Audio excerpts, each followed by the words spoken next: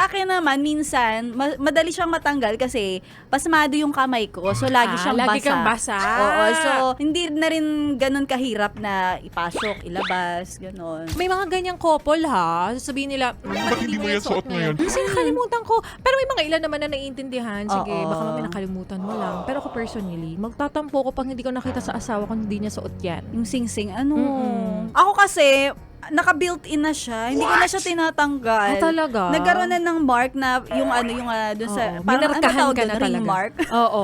Ringworm. Oo, yung puti, kasi nga laging nasusuotan Nakasuksok. ng sing-sing. So, Oo. ayun na. May marka na siya. Tapos, ayun na nga, sa akin naman, minsan, madali siyang matanggal kasi pasmado yung kamay ko. So, lagi siyang lagi basa. kang basa. Oo. So, hindi na rin ganun kahirap na ipasok, ilabas, ganun. Ako naman nabanggit ko kanina, kaya sabi ko guilty ako sa part na may mga pagkakataon talaga na minsan, naiiwan ko siya. Oo. Hindi ko siya naisusuot today kasi hinuhubad ko siya palagi. Ganon din naman siya. Hinuhubad niya, minsan kapag maglilinis, maghuhugas ng Oo. pinggan. So as long as iingatan mo lang din talaga, tapos suot mo na lang siya ulit kinabukasan. Ako kine-question ko talaga, ba't hindi mo suot yung sing-sing mo ngayon? Oo. Yan. Diba? Pero napakadala naman ng mga ganung pagkakataon. Yung iba naman, kapag sumisikip na nga sa daliri nila, ginagawa nilang kwintas, no? Ay, oo nga. Ay, good Ganon. idea rin yun. Oo, Gawin mong parang kwintas. ikwintas mo na lang siya. Para at least nasa akin pa rin. Oo.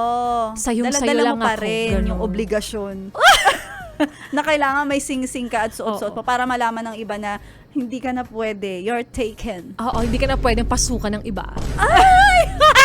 Ibang sing-sing. Yes. Oo, 'di ba? Ang responsibilidad, ang iyong pinangakuan na iyong suot-suot. Gagampanan. Oo. For better or for worse, suot-suot mo yung sing-sing kahit galit na galit ka na sa kanya. Kahit gusto mo na siyang sakalin habang siya ay tulog. Ay!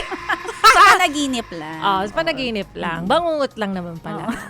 Para dun sa mga ano dyan, sa mga nakakalimot dyan, at sa mga patuloy na isinusuot yan, good job. Good job. Oo. Parte ng relasyon naman yan, yung mga pagsubok, basta hindi mo abot sa puntong isasanla mo yan. Ay, oo.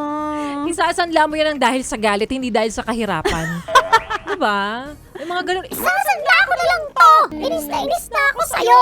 Ayun. Huwag gawin yun. Oo. Ipaglaban pa rin, yes, friend. Parte yan ng relasyon. Parte ng relasyon, tapos biglang yun ang nagiging pag-uusap. At least alam mong isang araw kapag talagang wala ka ng choice.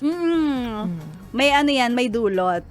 Ano pang ginagawa mo dito, ha? Sinasabi ko na nga ba eh. Solid yes friend ka talaga. Dahil nandito ka na rin lang, sige na, Mag-like at mag-comment ka na. mag-subscribe ka na rin at i-click ang notification bell. Para mapasali ka sa mga kalokohan namin. Bawal na bawal mag-no dito, ha? Kasi